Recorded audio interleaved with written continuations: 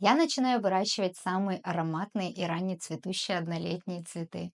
И если все пойдет по плану, у меня их будет аж 700 штук. А если нет?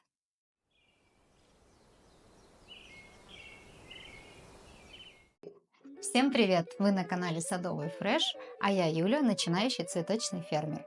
И сегодня вместе с вами мы посеем рассаду самых моих любимых цветочков. Блин, только надо, чтобы остальные не услышали и не обиделись. Это антиринум и матиола. Но мы чаще привыкли слышать их под другими названиями. Антиринум это львиный зев, а матиолу мы чаще встречаем в магазинах под названием левкой. В своем первом тренировочном сезоне у меня был очень удачный опыт выращивания антиринума и очень большой фиаско с матиолой. Но я тщательно, усердно училась, выискивала информацию и уверена, что в этом году мы подружимся и с матиолой тоже. Ну и перед тем, как мы приступим к посадкам, я хочу вас немножечко ближе познакомить с этими чудесными цветами. Для меня это, пожалуй, самые ароматные цветы. И когда я привозила в салоны поставку с антиринумом, первое, что делали флористы, они окунали свои носы в эти кульки и восклицали: «Господи, как же они прекрасно пахнут!» Ведь согласитесь, это очень приятно, когда ты получаешь не просто красивый, но еще и очень ароматный букет цветов. Кстати, поделитесь в комментариях, какой ваш самый любимый ароматный цветок. Может, так совпадет, что это как раз антиринум или матиола. Другая немаловажная суперспособность этих ребят – это устойчивость к легким возвратным заморозкам. И эта их особенность позволяет нам посадить рассаду матиолы и антиринума чуть раньше, чем мы привыкли. Конечно, под какие-то укрытия из пленки или спанбонда. И когда мы высаживаем в открытый грунт так рано нашу рассаду, мы имеем шанс уже в начале лета, в начале июня при хорошем исходе получить первую срезку этих цветов. А теперь давайте обсудим, чем же колоссально отличаются эти два цветка и в чем была моя ошибка в моем тренировочном сезоне. Дело в том, что матиола дает нам только один цветок с одного растения. Она не терпит прищипки, а я это сделала. Похлопаем моей сообразительности. Ну ладно, я была молодая и глупая. Все равно, несмотря на эту прищипку, где-то к осени я увидела цветы матиолы, но они были очень хиленькими. Не делайте так никогда. Матиолу мы не прищипываем. А вот антиринум очень благодарен к прищипке. И в общепринятой практике, я буду рисовать нам схему, мы прищипываем антиринум над второй или над третьей парой настоящих листьев. Я надеюсь, что здесь что-то видно. Лично я для себя выберу, скорее всего, смешанную стратегию, потому что прищипнуть антиринум мы можем как в рассаде, так и уже на грядке, произведя срезку первого, самого мощного, самого сильного и высокого, как правило, цветка.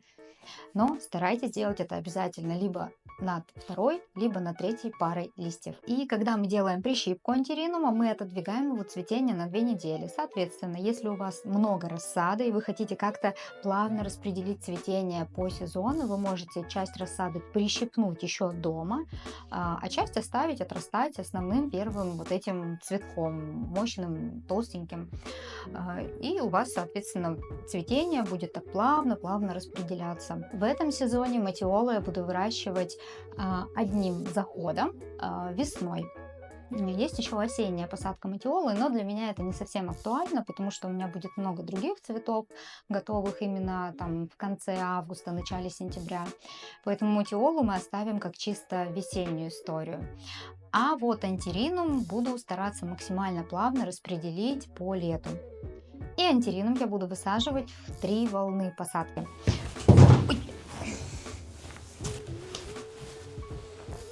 В прошлом сезоне антиринум цвел у меня где-то с самого начала июля и все лето.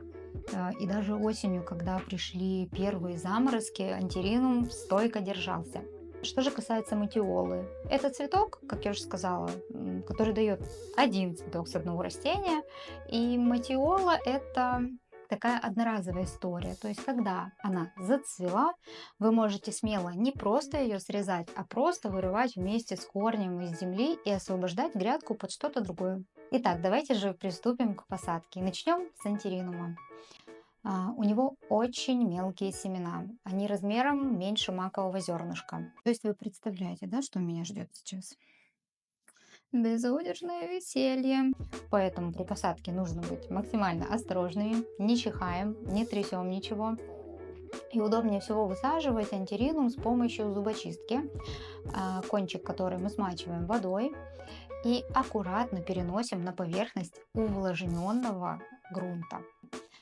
После того, как мы разложили все зернышки на поверхность грунта, промаркировали это обязательно, не забывайте это делать, чтобы потом не запутаться в вашей рассаде.